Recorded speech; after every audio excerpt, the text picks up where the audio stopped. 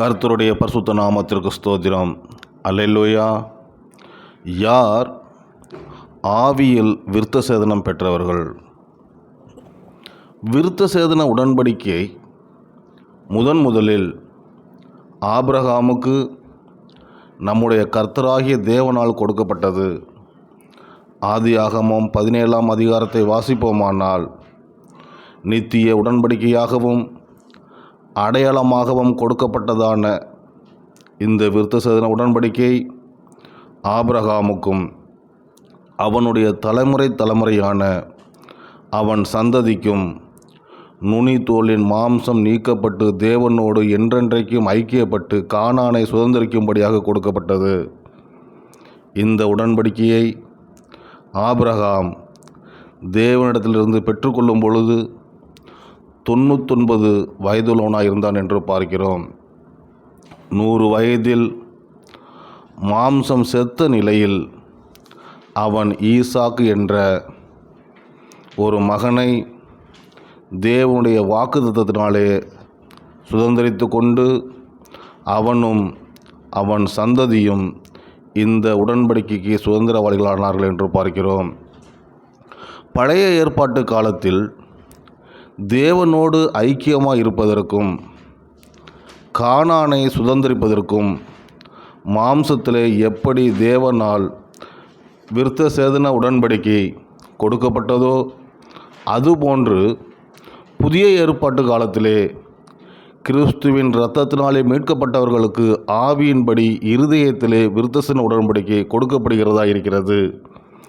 பிலிப்பியர் 3:3 வாசிப்போமானால், மாம்சத்தின் மேல் நம்பிக்கையே இராமல் ஆவியினாலே தேவனுக்கு ஆராதனை செய்து கிறிஸ்து இயேசுவுக்குள் மேன்மை பாராட்டுகிற நாமே விருத்த சேதனம் உள்ளவர்கள் என்று பார்க்கிறோம்.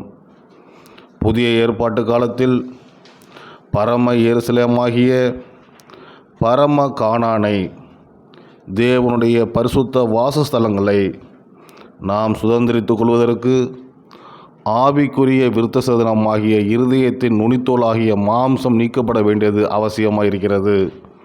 இதையே நம்முடைய அப்போஸ்தலனாகிய பவுல் ரோமர் 2:28-29 ஆதலால் புறம்பாக யூதனானவன் யூதன் அல்ல, புறம்பாக மாம்சத்தில் செய்யப்படும் விருத்த சேதனமும் விருத்த சேதனம் அல்ல, உள்ளத்திலே யூதனானவனே யூதன், எழுத்தின்படி உண்டாகாமல் ஆவியின்படி இருதயத்தில் உண்டாகும் விருத்த சேதனமே விருத்த சேதனம் என்று வலியுறுத்துகிறார் என்று பார்க்கிறோம்.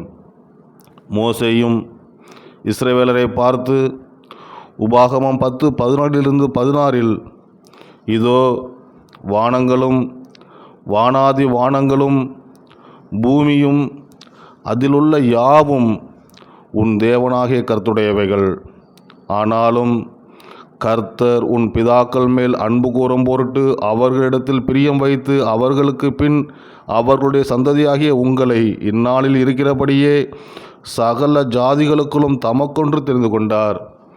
ஆகையால் நீங்கள் இனி உங்கள் பிடரியை கடினப்படுத்தாமல் உங்கள் இருதயத்தின் நுனித்தோலை விருத்த சேதனம் பண்ணுங்கள் என்று தீர்க்க தரிசனமாக அறிவித்து பின்னாட்களின் காலத்திய ஆவிக்குரிய விருத்த சேதனத்தை பற்றிய இரகசியங்களை முன்னமே தம் மக்களுக்கு அறிவித்ததை பார்க்கிறோம்.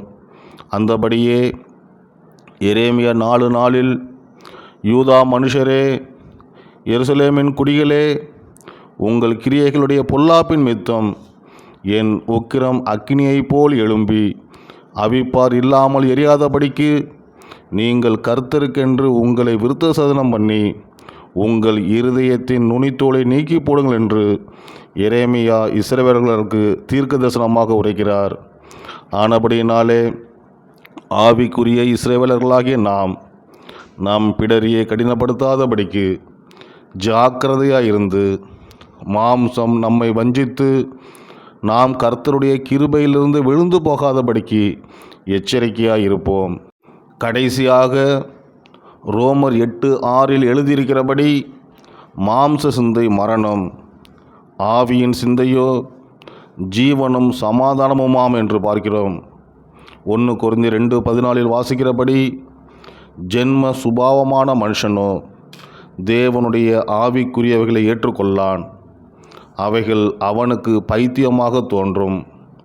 அவைகள் ஆவிக்கேற்ற பிரகாரமாய் ஆராய்ந்து நிதானிக்கப்படுகிறவைகள் ஆனதால் அவைகளை அறியவும் மாட்டான் என்று எழுதியிருக்கிறபடி, இங்கு மாம்சம் என்பது ஜென்ம சுபாவத்தை குறிக்கிறது.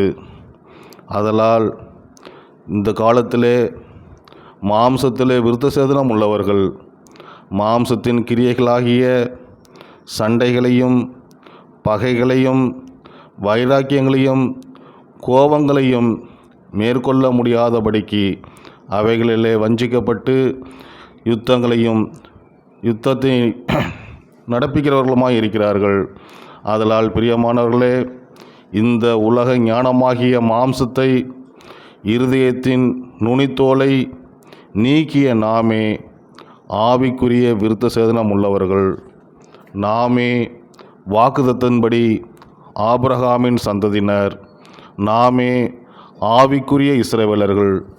நாமே பரம எருசலேமை சுதந்திரிக்கிறவர்களாகிய ராஜ்யத்தின் பிள்ளைகள்.